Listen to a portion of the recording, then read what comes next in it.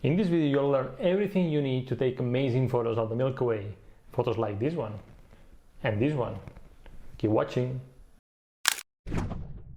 Hello photopillars, Rafael Davar here, and welcome to another video of the Milky Way course. In the first video I showed you how you can plan any Milky Way photo you imagine with photopills, so you're always at the right place at the right time to capture that photo of the Milky Way you want to capture. If you haven't watched it, watch it. It's a key video. You have it here. Go and watch it. It's super important that you learn how to plan the Milky Way. Well, in this video I'll show you how Antonio Caldera, the photographer of photopills, took this amazing photo of the Milky Way. A beautiful diagonal of the Milky Way with the Favarich lighthouse here in Menorca. I'll show you how we went from the idea to the photo, including all the gear we used and all the camera settings we used. Ready? Because as always, everything begins with the plan. Very quickly, let me show you the plan of the Milky Way photo. By the way, I'm leaving a link to the plan in the description of this video so you can import it onto photopills. Go to photopills and tap on planner, and now let's load the plan. Tap on load, tap on plan, and the plan name is, let me see, Favarich Milky Way. Favarich Milky Way. Tap on it to import it onto the planner. And here what you have is the lighthouse, so here, and the pin is placed right on the shooting spot. The shooting date was February 23rd, 2020, and the shooting time was around 5:47 a.m. right when the Milky Way was forming this beautiful diagonal over the lighthouse. And as I said, if you want to master Milky Way planning, watch the first video of this Milky Way course. I'm leaving a link in the description of this video so you can go and watch it. And if you watch the video, you'll note that this dotted white arch that you see on the map represents the Milky Way. The largest dot on the arch represents the galactic center, and this thin line you see on the map is telling me the directions where the arch of the Milky Way is crossing with the horizon. And if I go to the second Milky Way panel, you'll see a picture of the Milky Way, which is also telling you the position of the Milky Way in the sky at the time of the shooting. Also, and even from home, you can imagine that you are right where the red pin is and tap on the 90-yard button to visualize the position of the Milky Way at the time of the shooting. So here I have the horizon and I have to look for the Milky Way. Where are you? I think the Milky Way just right behind me. The core is represented by this yellow orange dot here. So this is the core, the galactic center, the core of the Milky Way, crossing point with the horizon, and this beautiful diagonal of the Milky Way, which is meeting the horizon in this direction in this case. But this is from the red pin position. You have to imagine that you're there. But the AR helps you visualize the position of the Milky Way in the sky. It's super useful, and you can swipe the screen and see how it evolves throughout the night. Because here you have the date. Where are you? Here you have the date and time and the position of the Milky Way for this date and at this time. Oh, it's an awesome tool. Use it. Let's check the moon now. You know that when you're photographing the Milky Way, it's super important to know where the moon is at the time of the shooting.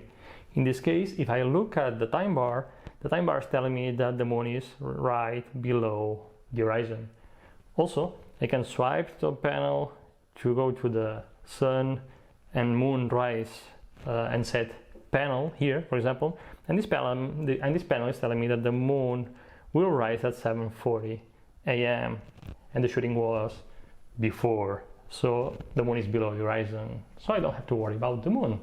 And if you want to have the moon information visible on the map, just tap on the map settings button and tap on the eye you see next to the moon layer like this, and then you'll have the moon visible on the map, the information, so you know where the moon is at all time. But in this case I know that the moon at the time of the shooting is below the horizon, so I'll switch it off. Just tap on the map settings again and tap on the icon next to the moon to switch it off, and that's it. Let's continue. This was our plan to capture a beautiful diagonal of the Milky Way with the Favarich lighthouse. Now let's imagine that you planned a cool Milky Way photo. You know the shooting spot, the shooting date, and the shooting time. Let's see now the gear you need to take the photo. To photograph the Milky Way, you'll need a camera with full manual control over the exposure, so you can manually set the aperture, the shutter speed, and the ISO, and that performs well at high ISO. When photographing the Milky Way, you'll have to push the ISO up to 1600, 3200, 6400 to get the exposure right. So you need a camera that performs well at high ISO. This means that doesn't produce too much noise. Typically, full frame cameras have a better noise performance, but nowadays you can get great results with a good crop sensor camera. The lens choice will depend on the photo you want. Go wide if you want to include most of the landscape and the sky to capture as many stars as possible. Focal lengths from 8, 10 to 35 millimeters are great. And go long if you want to center the attention of the viewer on your subject and the Milky Way behind it. For example, the galactic center, the core of the Milky Way behind your subject. In this case, use longer focal lengths like 50 millimeters or 85 millimeters. Also, using a star tracker will help you get much better images. It's almost mandatory to use a star tracker when you're shooting focal lengths, for example, of 200 mil or 300 mil. Why do you need a star tracker? Well, because of the rotation of the Earth. When you use a long focal length, you'll have to limit a lot the exposure time to prevent stars from trailing. The longer the focal length, the shorter the exposure time has to be to avoid the star trails. And with a short exposure time, the photo will be underexposed. All the photo will be black, so no foreground, no sky, and no stars.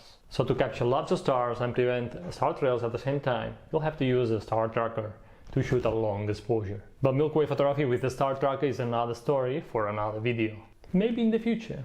You also need a sturdy tripod, a good head, and a shutter release or an intervalometer to prevent vibrations into the system. Because when photographing the Milky Way, you'll be shooting long exposures, and the last thing you want is a blur photo because of the camera shake. You need to prevent any movement, any vibration. And to end the list of gear, you'll need a headlamp just to see at night, so you don't fall, and a flashlight or a LED panel to add light in the foreground, for example, to capture detail in the foreground. Cool, now that you know the plan and the gear you need, let's see how to photograph the Milky Way.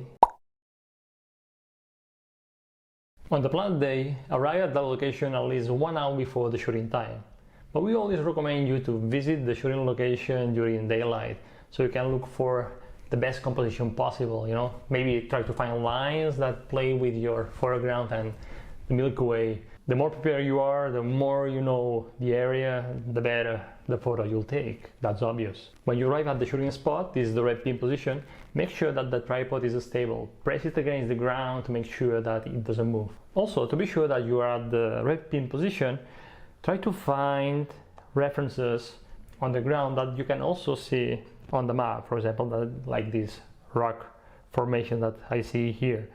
This will really help you understand if you are or not at the right shooting spot. Also, you can switch on your position on the map. Just tap on the map settings button and then tap on the GPS button, this one. If I tap it, a blue circle appears on the map. At the moment I am in Madrid, so the blue circle is in Madrid. But what you have to do is to walk until this blue circle is just at the bottom of the red pin, where the red pin digs into the ground. It has to be concentric with the red pin. Remember, not at the top of the red pin, at the bottom when it digs into the ground. This is super important. And finally, you can also use the night AR. Tap on the night AR and you will visualize the position of the Milky Way in the sky. Here it is. So you'll be able, in this case, to visualize the lighthouse. Should be more or less over there, and the Milky Way in this beautiful diagonal over it. So yeah, use the night AR view. It's super powerful. Attach the lens to the camera, mount it onto the tripod, and connect the intervalometer or shutter release, and make sure that everything is stable. Set the camera to shoot in RAW and set the camera to shoot in manual mode, so you have total control over the exposure. Now set the focal length you wish to use for the shot, for the framing you want, for the photo you want. For example, Antonio Claudera used a 15mm focal length for the Milky Way shot in Favarich. Set a wide aperture. You need a wide aperture to allow as much light as possible to reach the sensor. Apertures of 1.4 or 2.8 are great. Antonio Claudera took his photo at f2.8. Next step is to focus, and here you have a few options to choose from. It all depends on your taste. You can manually focus the lens on a star to have the star super crispy, but you lose a bit of sharpness in the foreground.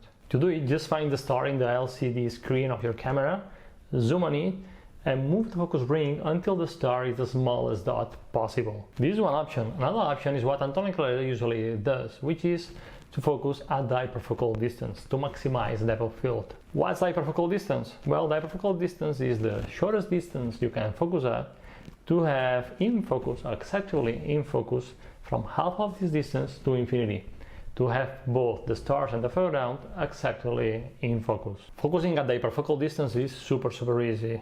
First, you need to calculate the hyperfocal distance. So go to photo pills. I'll get out of the plan to go back to the pills menu. And here you can use two tools. You can use the depth of field calculator, or you can use the hyperfocal table.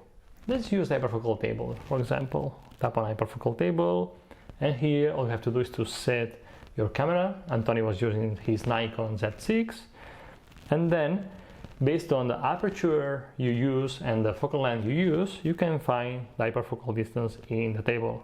For example, for an aperture of 2.8 and 15 millimeters, the hyperfocal distance is 2.67. Then in the field, you need to make sure that you're focusing at something that's further away than the hyperfocal distance, at least a bit further away. You know, focusing at 2.67 in this case is impossible. So it's better to focus, for example, at 3 or 4 meters. The important thing here, the key thing here, is not to focus at a shorter distance. If you focus at a shorter distance, you'll have infinity out of focus. You'll have the stars out of focus. And when you're in the field, you can use the AR button to actually visualize where the hyperfocal distance falls. Here I have my feet, and this blue line that you see here, which is supposed to be drawn on the floor, it's the hyperfocal distance, 2.67 meters. In this case, I need to make sure that I'm focusing at a larger distance. So if I'm focusing, for example, at this lamp here, I'll know that I'll have the stars in focus. Capito? Okay, I love the AR views. Do you want another example? Watch this video here and you'll learn how to focus at the hyperfocal distance in just 1 minute, I promise. Once you've focused, it's time to frame. And to frame in the dark, what you have to do is to take a photo, a test photo, at a super high ISO and a shutter speed, just to see through the camera, just to have a photo where you see the foreground and your subject and the sky, so you can compose the shot. Yes, the image will have a lot of noise, but at least you'll see what's going on in the scene, so you can adjust your framing. Shutter speed.